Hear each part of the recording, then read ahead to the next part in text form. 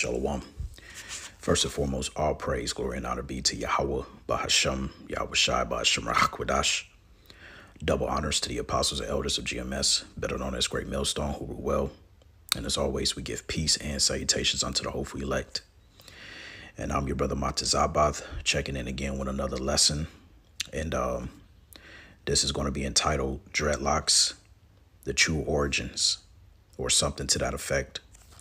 And for those of you brothers who've seen the TikTok posts that I've done pertaining to this controversial topic, this lesson is going to be a more in-depth because there's not a lot of videos on YouTube's with a lot of brothers' accounts being taken down and lessons have been deleted, from Esau, Edom.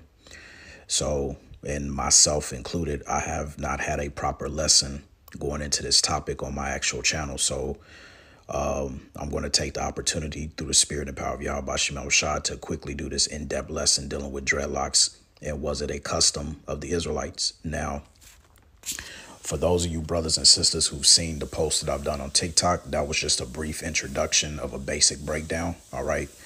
In this lesson, we're going to do a more in-depth breakdown because there's a lot of things that we have to go into pertaining to etymology of words and history.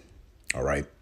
Now, I want to start off with this image here because this is the latest modern depiction of a Danite. All right. A man from the tribe of Dan whose name was Samson. And they will always tell you that Samson had dreadlocks. All right. Because you have to understand, being in today's world, a lot of things are taken out of context and without the true understanding of the essence of origins of words and knowing the actual customs and the history, all right, going back to the ancient world, all right, you won't really understand the truth. Now, this was a series that came out back in 2013 called the Bible Story or the Bible series, something to that effect. And basically, we hear this time and time again when you read Judges, the 16th chapter. All right. It talks about Samson having, locks. Right. So what I wanted to do was I wanted to start off with history. All right. Now, this is from the website edu.jmu.edu. All right. And I want to show you why this is caused such a big stir and why you have a lot of brothers that when they first come into the truth, they hear, oh, Samson had dreads and therefore I'm going to keep my dreads. I don't have to cut them and this and the third, not understanding where it actually stemmed from and why. So we're going to read this and then we're going to get some edification. Now, this says here, it is very commonplace to see Rastas, all right, with dreadlocks. All right. So this is going into your Rastafarian, dealing with, your so-called Jamaicans, all right, West Indies today, which will be from the tribe of Benjamin, right? So it says, it is important to keep in mind, however, that not all Rastas have locks and not all locksmen are Rastas. It is just a common characteristic among Rastas symbolizing deep devotion to the holy God. And this is where they go off. It says Rastas view locks as having biblical origin. And in the Old Testament, there are many references to locks. And see, this is why if we get a precept, and we bring this out all the time, when you go to Ecclesiasticus, the first chapter, and you deal with the prelude, all right, to dealing with the translation of the scriptures from the Hebrew tongue, all right, when you read the Bible verbatim, all right, a lot of people tend to take what the scripture says out of context because you have to remember the Bible was translated 4 different times. You had it translated originally from the Hebrew tongue to the Greek tongue to the Latin Vulgate and then from the Latin Vulgate to the English. So with the process of time, you'll have something that's called lost in translation, right? And the scriptures goes on to tell you that here. It says, for the same things uttered in Hebrew and translated into another tongue, meaning another language, have not the same force in them. And not only these things, but the law itself, all right, meaning that the law itself doesn't come across in its original tongue. It doesn't have the same force in it. And the prophets, when you read about the prophets and their sayings and the rest of the books have no small difference when they are spoken in their own language. And this is why you have to revert back to going into the root word, going into the origin of the word, right? So going back here, it says Rastas relate locks to the Nazarite vow described in their earlier parts of the Old Testament, which we're going to go into that. It says, all the days of the vow of the separation, there shall no razor come upon his head until the days are fulfilled, for which he separated himself to the Lord. He shall be holy and shall let the locks of his hair of his head grow. It says Samson is the classic example of this relation. Samson's mother was visited by, they have here Job, but his name is Yahweh, and was told, for lo, thou shalt conceive and bear a son, and no razor shall come on his head, for the child shall be a Nazarite unto the Most High from the womb, Salaki, I said moon, slip of the tongue, and he shall begin to deliver Israel out of the hands of the Philistine, right?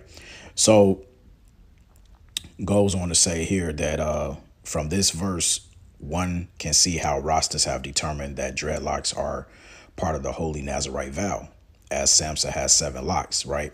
And it's also, and this is me speaking as a man now, it's funny how, you know, certain men can look at that particular verse and take it out of context and thinking that they are on some spiritual thing, but then at the same time, they're defiling their bodies, their temples, by smoking weed, drinking, this and that. But here it is, they supposed to be on some spiritual journey.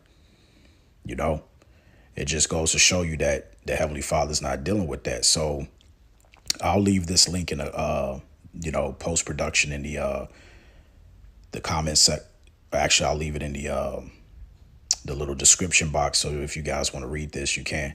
Now, going into that, let's start off with that particular verse. So if we go to Numbers, the 6th chapter. All right, let's get straight to the point. Verse 5. It says, all the days of the vow of his separation, there shall no razor come upon his head until the days be fulfilled. Right? So let's stop right there. A lot of brothers, they don't understand that even when being a Nazarite, you still had to undertaking that vow. You had a expiration date or when that vow would actually be completed. All right. So it wasn't like you would be a Nazarite from the time that you're born up until the time that you die.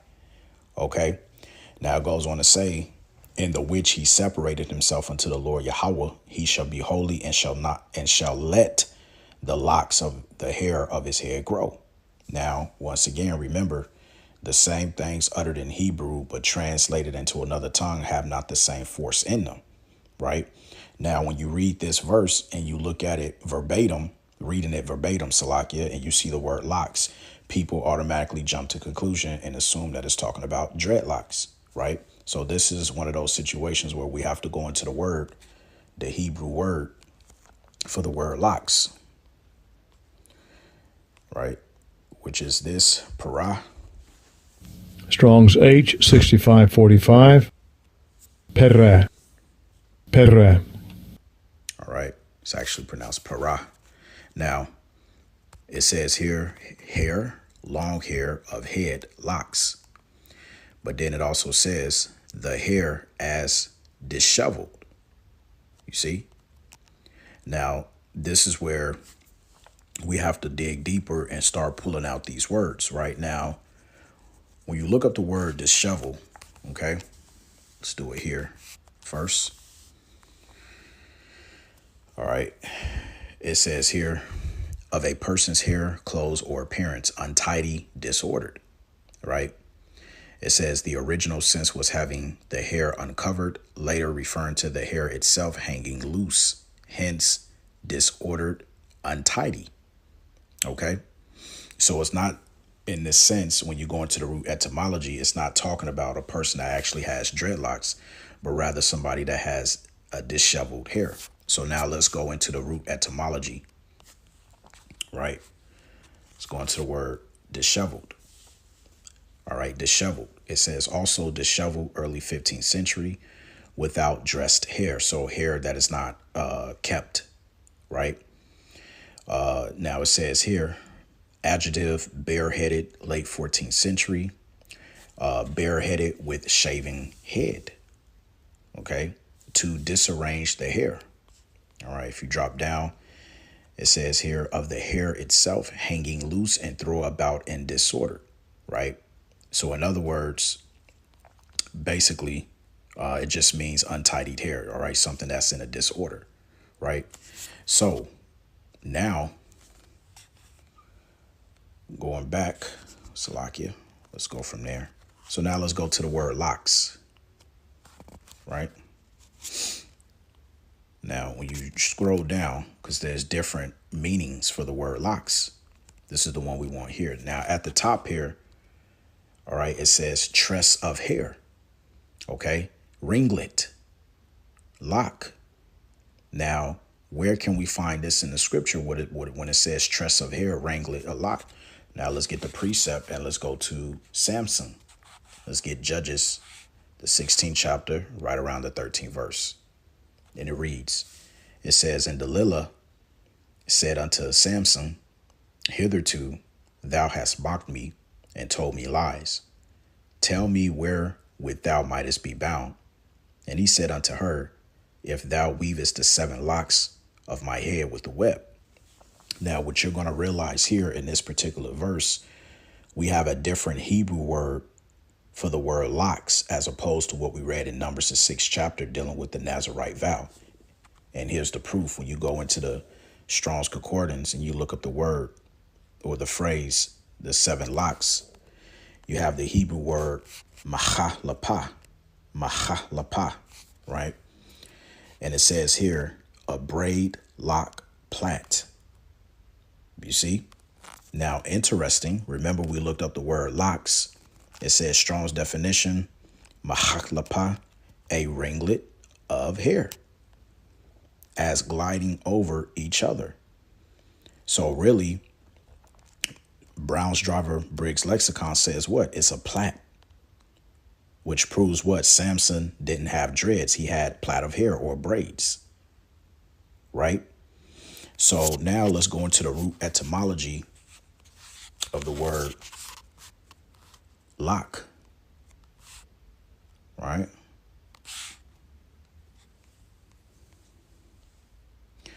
Lock, noun 2, it says tress of hair, lock of hair, curl.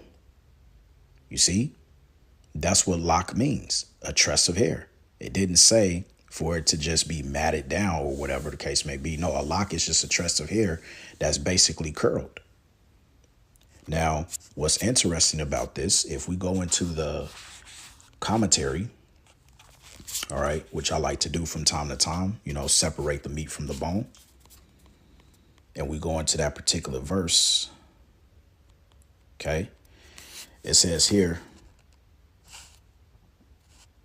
this part right here, braids or tresses into which, like many in the East, showing you that this was an ancient custom in the East back then, he chose to plait his hair because this was very common. In the East, plaiting of hair or braids. Didn't say anything about dreadlocks. You see? Now notice you have the word braids and then you have tresses. And we read when we looked up the word locks, okay, or lock, a tress of hair, which means to curl. Now, if you look up the word tress, okay, it says here, lock, long lock of hair. All right, from the old French tresse, a plait or braid of hair. Okay, that's what it means to have a tress of hair. Okay, not for it to be in a form of a dreadful look, just letting it be matted down and just letting it overgrow. You see? Now let's look up the word curl, because remember, in lock just simply means a lock of hair that is curled. Now, if we go into the etymology of the word curl, right? It says here to turn, bend, form in ringlets. You see? Ringlets. Right? That's all it means. So moving down, it says intransitive sense of take the form of a curl, assume a spiral shape, originally of hair. So what would be, or actually, yep, you have here. curl, 1600, a ringlet of hair, right? So what would be an example of that? Well, if we go back to our image, here you have a brother who has disheveled, untidy, unkempt hair, all right, form into curls, ringlets. So this would have been a more depiction of what men back then, taking that Nazarite vow, what their hair would have looked like. Now, it would have been in this form, or they would have had it braided or plaited. This is not simply saying that they had dreadlocks. No, because when you go into the root etymology of words, which what does the word etymology means? When you look it up. Okay, etymology, facts of the origin and development of a word. Okay, analysis of a word to find its true origin, the study of the true sense of a word. This is the reason why, beginning with the apostles on down, they are the ones through the spirit and the power of Yahweh Shem Shah that have taught us the importance of looking up words. So, be that it may, okay, this was an ancient custom in the East. Okay, as you, Salakia, read it again, it says braids or tresses, into which, like many in the East, okay, meaning what? Many people in the East, all right, took on this custom. He chose to plait his hair. This wasn't something new. You see? Now, going back to here, okay, I found this article here, instantwahhair.com. Need to know the difference between locks and dreadlocks. All right, now this was published on March 14, 2022. So let's just drop down straight to the point. We'll read this. It says the history of different hairstyles spans multiple cultures through thousands of years. A hairstyle isn't just a fashion statement. It's also a part of who you are and where you come from. Knowing the differences between locks and dreadlocks isn't just about what they look like. It's also about their meaning and cultural of origin. And some people think dreads are simply matted hair that was left to grow out with little care. But in fact, dreadlocks often hold spiritual meaning for the wearer. And that goes under a heathen custom. And we'll show you. It says, let's look and see what locks and dreadlocks are from a physical and historical standpoint. Now it says here, what are locks? Now, remember, we're taking the meat from the bone, okay? Meaning you take what you know to be true based off, you know, the true essence of the word and based off history and the scriptures. Now, it says here, locks are an African hairstyle, right? Which Israelites are not African, okay? Israelites are Shemitic. They're not Hamitic. So it says locks are an African hairstyle that consists of hair strands that have been coiled, braided, twisted, or palm rolled to create a rope-like appearance. Now, something that stood out to me, when you go into the word coil, right? It says here, arrange something long and flexible in a coil, all right? Move or twist into the shape of a coil. Now, here where it says similar, all right, you have your synonyms. You have wind, loop, twist, curl.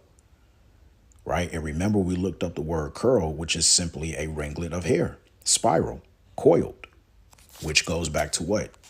This individual right here, disheveled, unkempt, curly hair, right? So going back to the article, it says locks are an so-called African hairstyle that consists of hair strands that have been coiled, braided, twisted, or palm rolled to create a rope-like appearance. Locks stem as far back in history as ancient Greece, and they are correct, because what was depicted in ancient Greece, you had something that was called, let's pull up another tab here, Minoans of Crete, and let's see if we can get an image, because the Minoans, they wore dreads. And here's one right here. They twisted their hair, all right? And let's see if we can get a better depiction. Because, you know, Google, and no, they were not Caucasian. They were actually dark skinned. They are your so-called Polynesians today. But Minoans, they had, here, we'll just get this. So basically they had curly hair. They had dreads. All right. Like, as you can see here, there's a better depiction. They had tresses of hair. Okay. They had, matter of fact, to make it even better for you brothers and sisters, let me just go to the website here. Let's go to Real World History, WW. Salakia. This phone don't want to work. Here we go. This is what I want. Now, if we go into Minoan, okay, and we get Pelasgians, all right, which were also, you know, Cretians, all right. There you go. As you can see there, all right, they had locks, braids. Sometimes they will grow their hair out to be matted into dreads. All right, here's a woman right here. Okay, as you can see, the tresses of hair in the back, right? All right, and here's another depiction. All right, the Minoans, which are your true Grecians. All right, they had you know, dreads of hair, and here's another depiction. All right, they would grow out their hair into the form of what you will call today dreadlocks. All right, that was an ancient custom that they would do, and also the ancient Egyptians. All right, when you type in, let's go back. If you type in, let's say, ancient Egyptian dreadlocks, right? Now it says here, Egyptian dreadlocks. Egypt has a rich history of dreadlocks dating back to as far as 3100 BC. Ancient Egyptian sculptures, statues, and other archaeological discoveries in the region over the years have provided evidence of dreadlocks' historical roots in ancient Egypt. So as you can see right off the bat, it's really a heathen custom. It has nothing to do with the custom of the Israelites, right? So going back here to the article, it says here, now this is where they go off, because they said locks stem as far back in history as ancient Greece. People of various cultures and religions, such as Hindus and ancient Israelites, have worn locks, right? But we remember we looked up the word locks, and it doesn't mean dreadlocks. All right, it simply just means a ringlet of curls. It says this hairstyle is easier to create on Nubian or African hair than on straight Caucasian hair, and it prevents the strands from losing moisture and can last for a very long time. Now that's going into locks. Now here, what are dreadlocks? Dreadlocks have an extensive history in many cultures. American culture has misinterpreted and appropriated the term dread as meaning dreadful. But those who wore dreadlocks in other cultures are traditionally seen as warriors. When enslaved people were transported overseas from Africa, they were unable to properly care for their hair. As a result, natural locks came to be. People also began to wear dreadlocks in Jamaica Rastafarian tradition beginning in the 1930s, and that's where it actually started to catch wave. It says Western culture eventually influenced these practices, and people of African or Nubian descent adopted dreadlocks as their own, right? Because when Esau puts out the narrative, which, what is a narrative? Right? What's a narrative? All right. It says biographical, historical, to tell, relate, recount, explain, meaning of, or pertaining to a narration, right? Basically, it's a tale, a story. Okay. And what is a tale? When you look up the word tale, the etymology, all right, a tale is a fable, fiction, meaning it's not real. Accusation, action of telling. Okay. Fable. This is the point of looking up words. Fable is what? Falsehood, fictitious narrative, a lie, pretense. And the lie was that they tried to put you so-called Negroes, Latinos, and Native Americans into the category, especially you Negroes, as being so-called Africans. So that's the reason why when our brothers go into the whole Egyptology, the whole worship of the Nubian princess and all of that stuff, you think you are those people. You are not those people. You're not Hamites. And this is the importance of looking up your words. So, all right, it says Western culture eventually influenced these practices, and people of African or Nubian descent adopted dreadlocks as their own. You see, they adopted it as their own, right? So that's pretty much I wanted to get off that. So we'll end it on this here. So now let's go to Ezekiel, the 44th chapter, because this was not a custom of ours. All right. We were to keep ourselves clean. This is Ezekiel 44 and 20. It says, neither shall they shave their heads, nor suffer their locks to grow long. You see? So any of you brothers that have these long dreadlocks, okay, first off, you're not supposed to be having no dreadlocks. That is not an ancient custom of Israel. Israel had ringlets of hair. They had hair that was either plaited or braided. All right. But then we were to poll, as it says here, they shall only poll their heads, meaning to trim. Now, when you go into the word locks, for instance, here, all right, you have the same Hebrew word found in the Nazarite vow in Numbers, the 6th chapter, parah, which means disheveled head. So in the case of this brother here, let's say your hair grew out more than what you see here in this picture. Eventually, you were supposed to trim it because you had something. Salakia, let's go back here. Let's go to the text commentary just to prove a point, right? And let's look up, let me see here. I think it was Matthew. I'll show you something real quick. Yep. Now, reading this, it says, concerning their hair, and that they must avoid extremes on both hands. They must not shave their heads. Why? Because it goes back to a Gentile priest, going really back to the ancient Egypt. That's why when we came out of ancient Egypt, we was told not to, thou shalt not suffer baldness upon their heads. That's Leviticus, the 21st chapter. That's why we're not supposed to shave our head completely bald.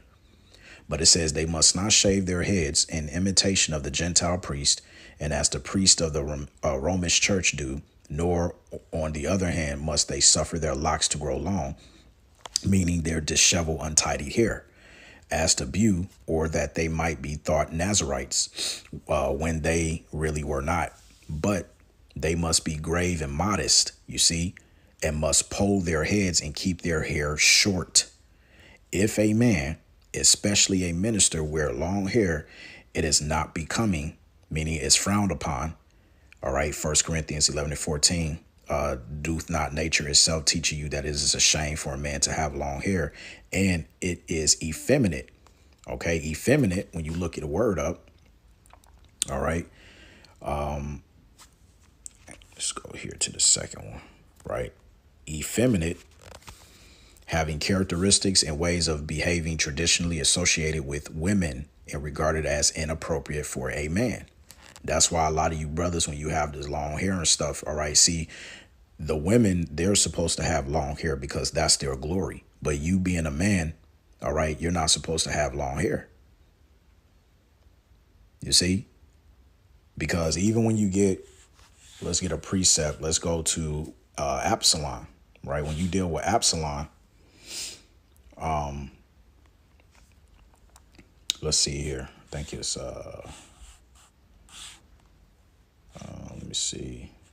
Nope, I had it right. Salakia.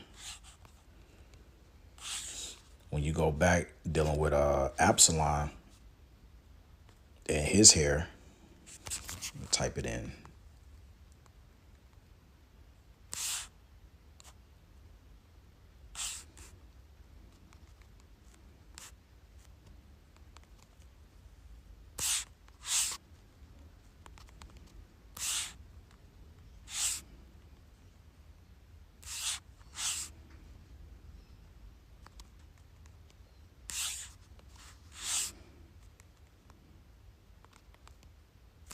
It's not coming up. Salakia.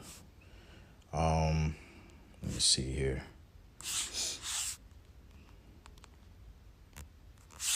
No, so it must be this.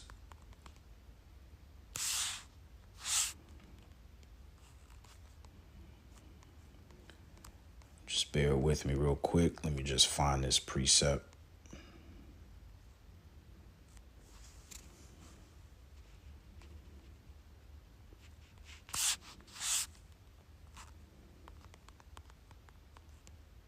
Yep, here it is right here, Salakia, for that. So when you deal in the case with Absalom, all right, this is 2 Samuel chapter 14 and verse 25. It says, "But in all Israel there was none to be so much praised as Absalom for his beauty. From the sole of his foot even to the crown of his head, there was no blemish in him. And when he polled his head, meaning he trimmed, for it was at every year's end that he polled it, because the hair was heavy on him. Therefore he polled it. He weighed the hair of his head at 200 shekels after the king's weight." You see, and that's a lot of hair. So what ended up happening to him when you fast forward 2 Samuel, all right, chapter 18 and verse 9. This is the reason why Apostle Paul made the statement in 1 Corinthians, the 11th chapter, "Doth not nature itself teaches you that it is a shame for a man to have long hair?" All right, because read the account of what happened to Absalom. 2 Samuel 18 and 9. "And Absalom met the servants of David, and Absalom rode upon a mule, and the mule went under the thick boughs of a great oak, and his head got caught hold of the oak, and he was taken up between the heaven and the earth, and a mule that was under him went away." So his hair got caught under an oak tree, right? "And a certain man saw it and told Joab and said, Behold, I saw Absalom hanging in the oak." So what ended up happening? Drop down to verse 14. "Then said Joab, I may not tarry thus with thee. And he took 3 darts in his hand and thrust them through the heart of Absalom while he was yet alive in the midst of the oak." See, he was still hanging by his hair, man. Imagine that, because you had that long hair. And now when you jump to 1 Corinthians, the 11th chapter, verse 14, this is why Apostle Paul said what he said. It said, "Doth not even nature itself teach you?" The key part here is nature, dealing with the scene of Absalom being caught under that oak tree. "Doth not nature itself teach you that if a man have long hair, it is a shame unto him?" What is the Greek word for shame? Strong's G 819. Atamia. Atamia. Okay, which goes into dishonor. Okay, ignominy, disgrace, vile, reproach, shameful. Okay, because one, we are supposed to put a difference between the holy and the unholy, between the clean and the unclean. And when you look up, let's see if we can find this, and we'll end it on this right here. Let's look up Gentile priest having long hair. Let me see what they have on this.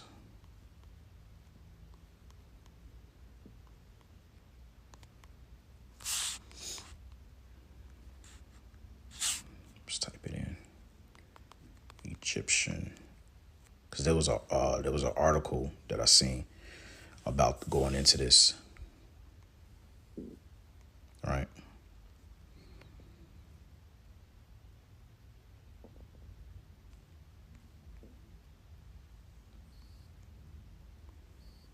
Yeah, here we go, right here.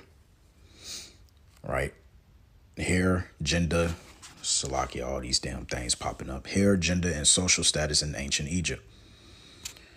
Let's see here. Let's get straight to the point.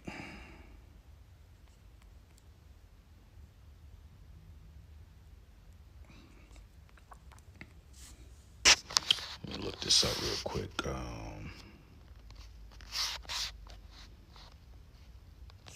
Let's see.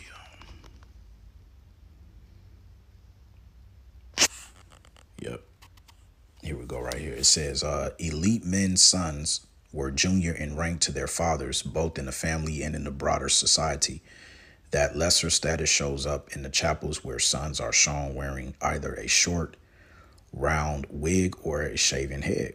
Less hair could signify subservient status, whether to a god or mortal master. As priests and household servants were shown with shaven heads, when a priest took on a son's metaphoric role in a rite, he wore a wig with a side lock.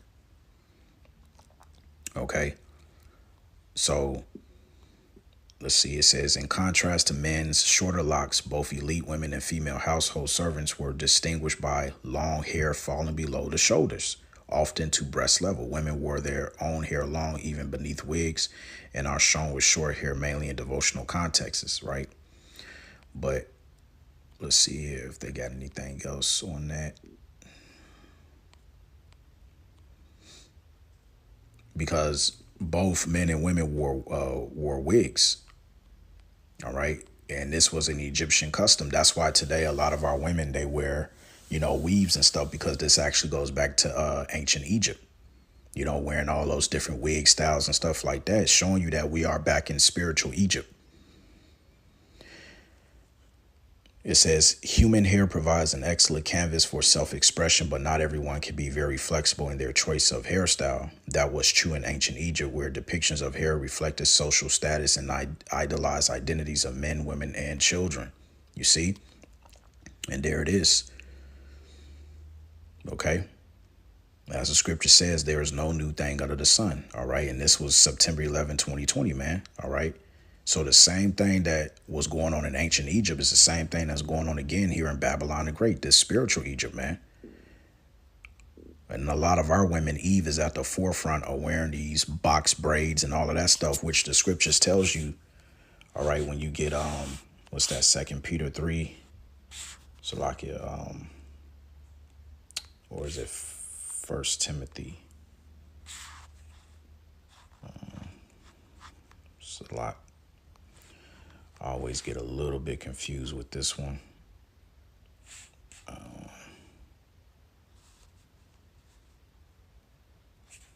No, it was 1 Peter.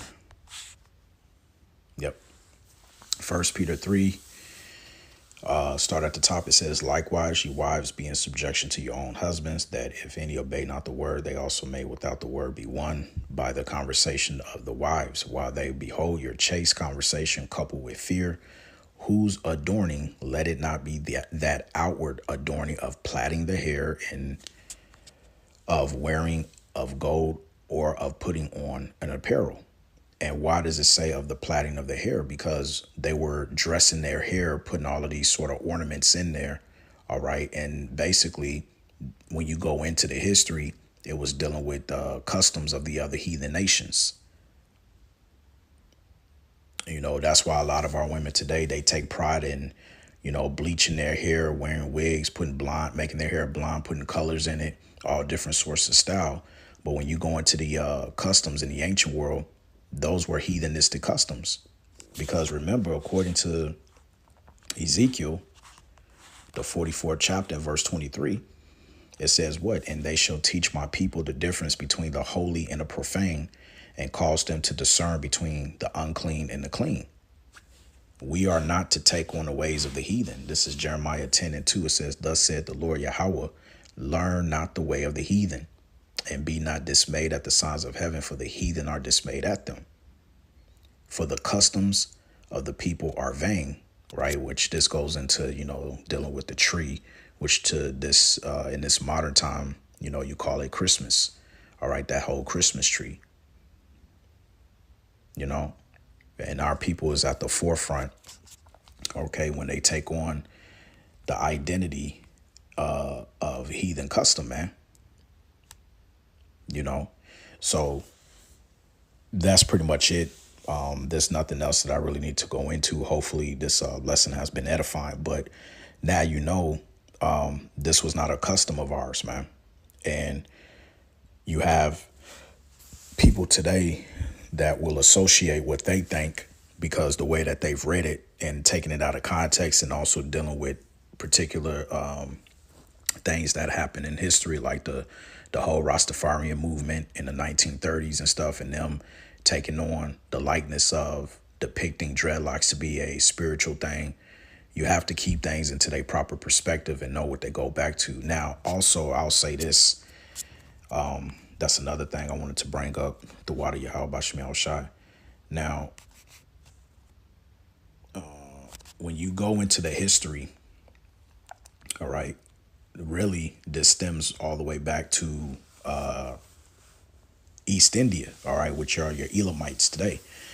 It says many historians believe that India can be credited for the religious origins of dreadlocks. In fact, the Hindu holy scriptures, the Vedas, which was written in India between 1500 to 1000 BCE, provides the first written historical evidence of dreadlocks.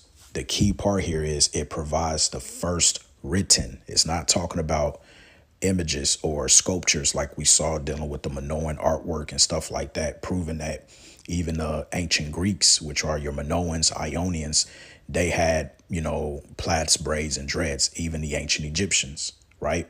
Which I don't even think I proved that, but in case if I didn't, all right, there you go. All right, ancient Egyptian. All right, look at the hairstyle that they had. All right, boom. And really, she just has ringlets of curls, man.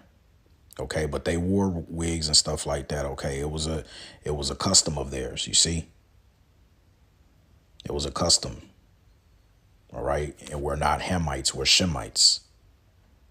All right, so we didn't have our hair like that, man. But anyway, so going back to here. All right. It says the Vedas, which was written in India between 1500 to 1000 BCE, provides the first written historical evidence of dreadlocks. Historically, in India culture, locks were widely regarded as sacred by Hindu holy men and signified their willingness to disregard vanity for their god. The Hindu deity Shiva is also described in many scriptures as wearing dreadlocks, which is referred to as Jada. The story of Ganga, the Hindu goddess of purification in the Ganges River, is one of the most notable narratives that have a mention of Shiva wearing dreadlocks. Hindus believe that Shiva released water through his locks of hair to prevent Earth's destruction. And some of Shiva's followers throughout history are also believed to have worn dreadlocks, which were often kept up and only let down for religious events. See, this is the reason why we don't wear dreadlocks, because it's a heathen custom. It goes back to the worship of Shiva. Look that up, So, as you can see, the importance of going into history, the importance of going into root etymology of words. Samson did not have dreadlocks, man. Okay, so this image right here will be a false image of what Samson really had, because he would have probably had something to this extent, which his wife Delilah at that time would have just simply plaited or braided. Okay, when we went into the Hebrew word mahalapa, right? So yeah, that's it on that. And Yahweh Ratazah, Lord willing, this lesson was edifying, and hopefully you brothers and sisters got a little bit more clarification. All right, going into a more in-depth lesson dealing with dreadlocks, and was it an Israelite custom? And the answer is no, it was not a custom of ours. So with that, I want to give all praise, glory, and honor to Yahweh, Bahashem, Yahweh Shai, Bahashem, Makakwadash. Double honors to the apostles and elders of GMS, better known as Great Millstone, who rule well. Peace and salutations unto the hopeful elect. Till next time, Shalom. 108. O God, my heart is fixed. I will sing and give praise even with my glory. Awake, psaltery and harp. I myself will awake early.